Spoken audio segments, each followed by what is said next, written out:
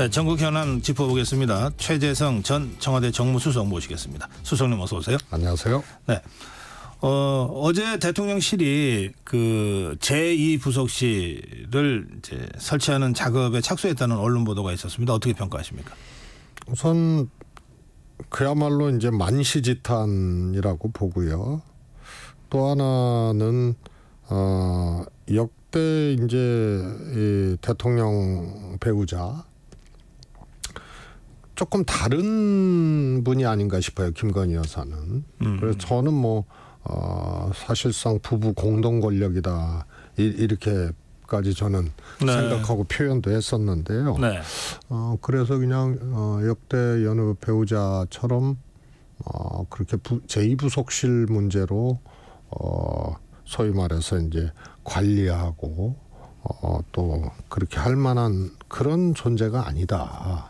그래서 늦게 설치한 것도 그래서 만시지탄이지만 그런다고 다른 배우자 역대 대통령 배우자하고 다른 정치적 존재이기 때문에 그 제2부속실 설치로 김 여사에 대한 여러 가지 문제 또 그걸 대책 이런 것이 될 것인가의 문제에 대해서는 정치적 존재가 다르기 때문에 저는 이 부속실 설치로 효력을 갖고 오기는 어렵다라고 봅니다. 제2부속실 설치는 어쨌든 좀 일찍 했어야 됐다. 그런데 저는 그거 가지고 처음부터 네. 저거는 뭐 기본적으로 해야 되는 건데 네. 저거를 안 하자고 하는데 그때도 정권 초부터 이 부속실 설치해야 된다라고 얘기들이 나오고 했지만 아마 김건희 여사가 싫다고 할 거다. 그렇게 저는 얘기를 했었어요. 네. 그래서 그게 하나의 이제 공적 관리의 이제 사각지대가 하나가 있고 하나는 그냥 전체 부속실에서 여사 관리팀을 퉁치다 보니까 결국은 다른 부속실의 업무까지도 김건희 여사 페이스로 갖고 갈 우려가 있다. 네. 저는 그렇게 봤고요. 그래서 김건희 여사가 싫다고 할 것이다 이렇게 했고요. 네. 어쨌든 이제 제2부속실 설치 쪽으로 가는 것 같습니다. 그런가 하면 대통령실에서는 특별감찰관 이것도 아직 임명을 안 하고 있는데 이건 국회가 추천을 하면 임명을 하게 돼 있잖아요. 국회 추천을 한다면 언제든지 임명하겠다 이런 입장인데 지금 국회 상황으로 봐서 특별감찰관이 추천이 되겠습니까? 어떻게 예상하세요? 저는 뭐 해야 된다고 보고요. 네. 그리고 사실 이게 이제 특별감찰관 역사가 한 번에 박근혜 정권 시절에 한 번에 이제 감찰관 임명으로 끝났거든요. 그리고 공수처가 이제 추진되고 결국은 이제 설치가 됐지만 그러면서 특별감찰관이 필요할 것이냐 필요한가 해서 그렇지 않다 해서 또 공수처 때문에 또 임명이 안 된 그런 경우였고요.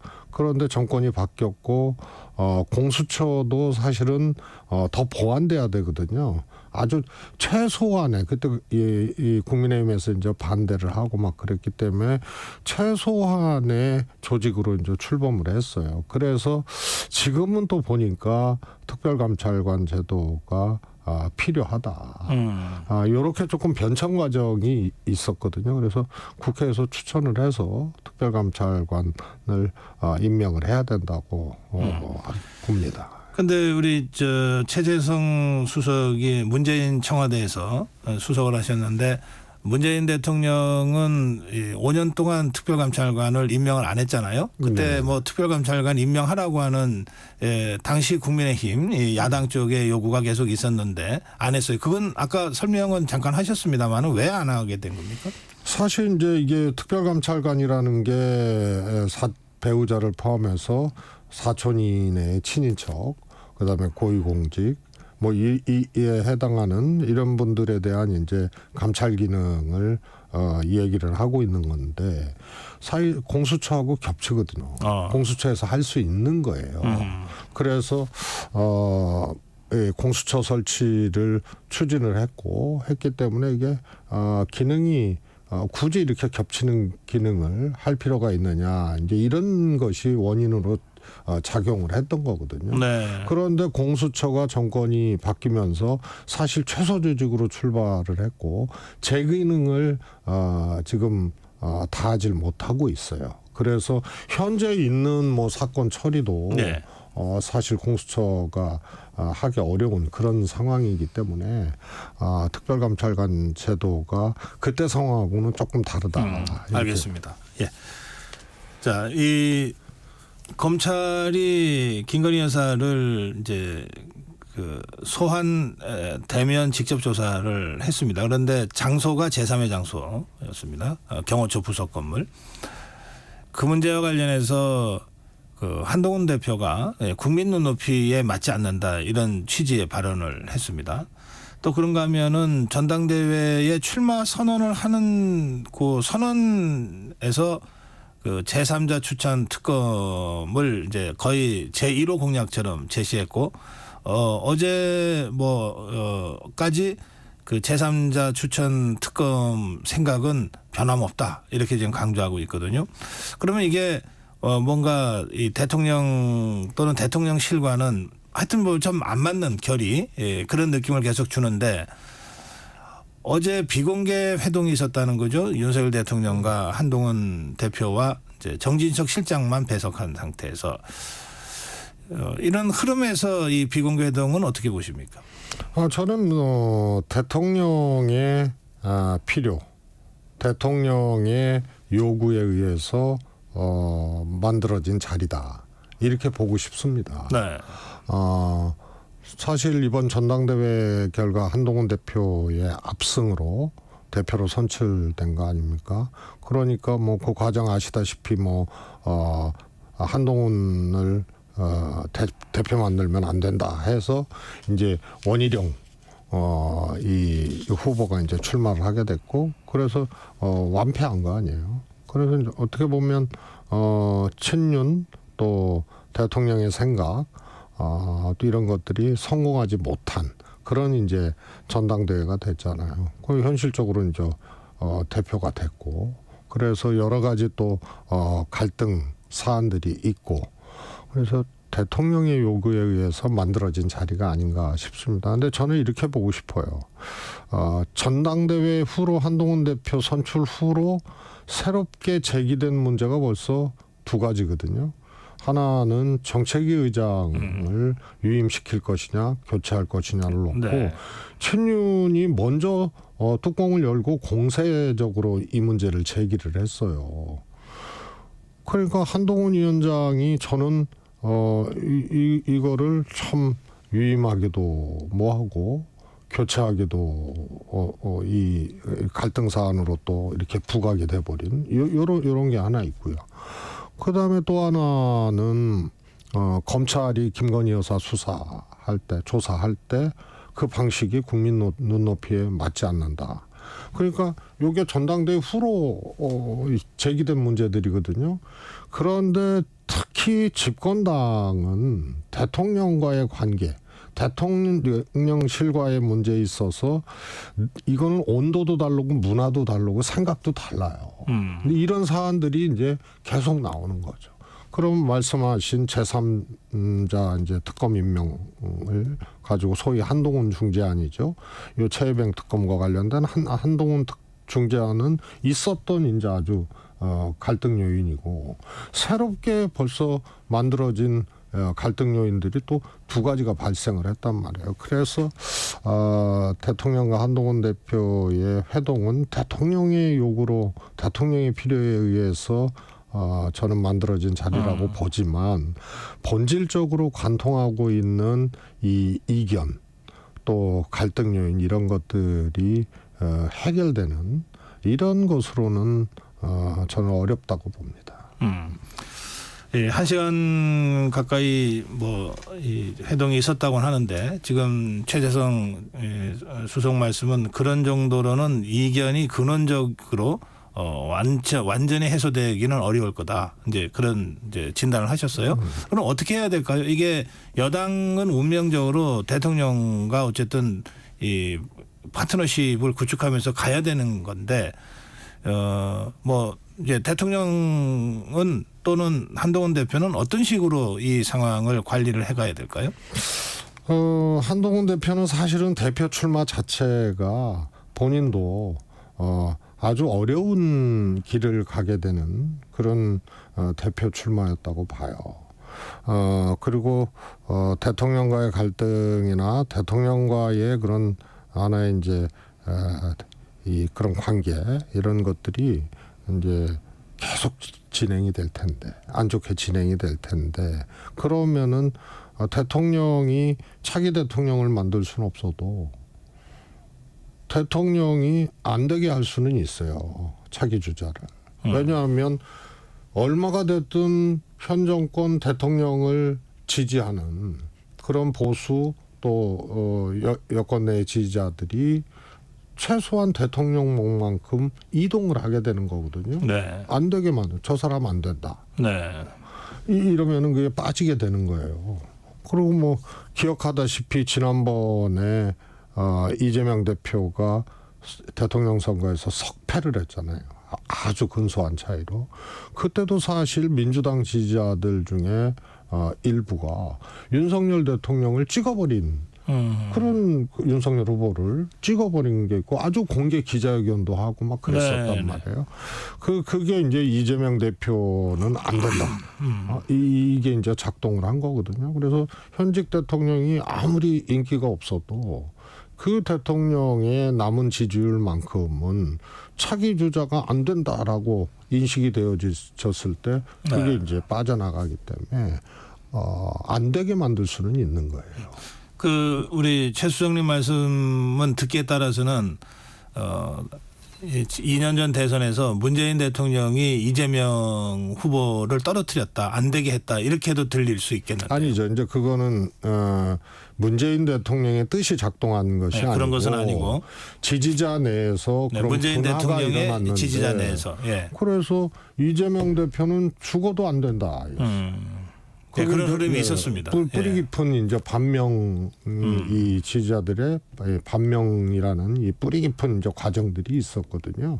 그래서 문 대통령이 작동을 안 했는데도 그런 이제 현상들이 일어났던 거고. 네. 그리고 대선에서 근소한 차이로 또 패배했던 하나의 또 그 원인으로 네. 그런 지지자 이탈 이런 것이 작용을 했던 건데 하물며 현직 대통령이 저 사람 안 돼. 또 한동훈 대표하고 끊임없이 싸우고 갈등하고 이런 과정에서는 한동훈 대표가 차기를 예. 생각한다면 차기 대통령을 생각한다면 그거 안 되게 할 수 있는 걸로 그런 존재로 윤 대통령이 작동을 하게 되는 거죠. 그래서 예. 한 대표가 어려운 길을 간 거예요.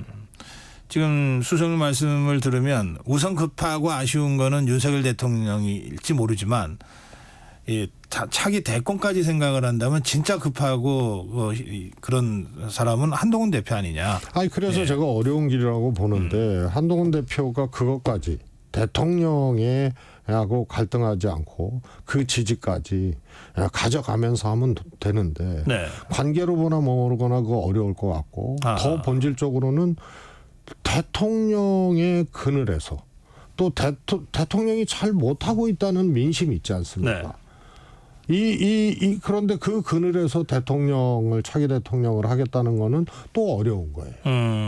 그래서 본질은 대통령이 국정 운영을 잘하고 민심이 대통령한테 있으면 그러면은 대통령과 선린적 관계에서 차기를 노려볼 만도 한데 이 대통령의 존재가 그렇잖아요. 그러니까 양난이 되는 거예요. 그래서 어려운 길을 간 거예요. 네. 그걸 어떻게든 풀어내야 뭐 정치 지도자로서의 정치력 발휘가 되는 지금 상황은 그런 것 같습니다. 참 그렇습니다. 하여튼 어려운 숙제가 지금 한동훈 대표한테 떨어져 있다. 이렇게 진단하시는 걸로 이 사안은 일단 좀 마무리를 하고요. 국회 상황 좀 살펴보겠습니다. 이게 지금 야권에서 법안 발의, 필리버스터, 강제 종결, 표결, 통과, 대통령 거부권, 재표결, 부결. 이 패턴이 지금 계속해서 몇 차례 반복되고 있고 앞으로도 계속 그런 패턴이 반복될 가능성이 상당히 있는 것으로 보입니다. 여도 야도 다 힘들고 하겠지만 국민들 정말 이 국회 피로감, 정치 피로감이 참을 수 없을 정도까지 지금 올라가 있는 상태로 저는 느껴지는데 수석님은 이 상황 어떻게 보시는지? 야당의 강공과 대통령의 거부권 이것이 일상화되다시피 하는 이런 상황인데요. 뭐 윤석열 대통령이나 뭐 국민의힘은 그렇다 치고 민주당이 지금 능력과 전략이 부재한 것 같아요. 아하. 국민들이 다수석을 줬잖아요. 그것도 처음 있는 압도적인 여소야대를 만들어 줬는데 민주당에서는 그렇게 얘기하죠. 국민들이 이렇게 만들어진 거는 윤석열 정권에 대해서 분명히 심판하고 그리고 할 일을 해라. 그게 이제 강공하는 국회에서 아주 단독 처리하고 강공하고 이러는 하나의 이제 명분이었거든요. 네. 그런데 여기에는 능력 있게 하라고 책임 있게 하라고 하는 거예요. 그를 위해서 소위 말해서 정치도 필요하고 정치 전략도 필요한 거죠. 그런데 이게 능력 있게 못해요. 그러니까 민주당이 다수석을 준 국민의 민심 가지고 강공을 했는데 성공을 못해요. 그리고 쳇바퀴 돌듯이 이런 안 좋은 장면들이 계속 연출이 돼요. 그러니까 결과적으로 보면 대통령 제2요구권에 막혀서 입법 하나를 제대로 못하고 있는 것이 더불어민주당의 지금 현 주소이기도 하죠. 강공은 하는 것 같은데 네. 성공은 못하는 거죠. 예. 그러니까 능력 있게 해라, 책임 있게 해라. 그런데 제가 보기에는 정치 전략이 부재하다고 봐요. 그 대표적으로 이제 최상병 특검법이죠. 네. 그래서 이번 국회 시작하자마자 발의를 했단 말이에요. 하다가 국민의힘 전당대회 하니까 대통령이 거부권 이제 행사를 하니까 전당대회 후에 포결하겠다. 이렇게 해버려요. 네. 그럴 거를 왜 먼저 발의하죠? 그래서 제가 그때 어디 방송에서 그랬어요. 최상병 특검법을 민주당이 꼭 성공시켜야 되는데 그러려면은 전략이 필요하고 타이밍도 필요하고 과정 관리도 필요하다. 소위 말해서 8표 국민의힘 8표를 가져와야 재의결이 되는 거 아니에요? 그러면은 그게 쉬운 일이냐. 그런데 무조건 그냥 또 다시 재발의해놓고 전당대회 열리니까는 조금 밀어서 표결하겠다 그러고 제가 보기에는 지금쯤이 최상병 특검법을 재발의할 것이냐를 고민해야 될 그런 이제 워밍업을 해야 될 시점이 지금쯤이라고 봐요. 원래는 지금쯤 시작했어야 됐다. 그렇지 않습니까? 그래서 전략이 부재한 거고. 이를테면은 제3자 추천 특검법이라는 한동훈 중재안까지 포함해서 우선은 저쪽에 대표가 바뀌어야죠. 전당대회가 갑자기 저쪽에서 돼서 대표 뽑은 게 아니잖아요. 예정된 일정이었거든요. 네, 다 알고 있었어요. 그러면은 그 이후로 정치 환경의 변화 이런 것들이 있을 수 있다. 그래서 이것을 성공시키는 그런 능력 있는 모습 또 그게 꼭 필요하다고 반드시 해야 된다고 하는 민주당의 말처럼 그것을 이뤄내려면 이런 것 정도는 감안을 해서 속도 조절을 하고 타임테이블을 짰어야 된다. 그런 게 없으니까요. 네. 무책임한 거예요. 그다음에 세 번째 또 한다 그러는 거 아니에요. 그다음에 상대방을 단결시키잖아요. 제가 보기엔 최상근 특검은 민심도 뒷받침이 되고 명분도 있어요. 그런데 이거를 그냥 무슨 아침밥 먹듯이 또 점심에 밥 먹듯이 그렇게 해버리고 거부권에 막히고 과정이 그러다 보니까 국민의힘을 오히려 단결시키는 거 아니에요. 그래서 전략이 부재해서 그게 민주당의 하나의 그 지지율 있잖아요. 네. 총선 압승 이후의 그 지지율. 국민의힘에 지금 역전된 결과들이 계속 나오고 있잖아요. 조사 결과들이. 그런 것들이 뒷받침되는 거예요. 알겠습니다. 강공은 계속 하는데 성공은 못하고 있다. 그렇습니다. 전략의 부재다. 리더십의 부재다. 예, 오늘 전 이 말씀으로 리더십의 부재도 매우 크다고 봅니다. 네, 오늘 이 말씀으로 마무리하겠습니다. 말씀 잘 들었습니다. 고맙습니다. 네, 최재성 전 청와대 수석이었습니다.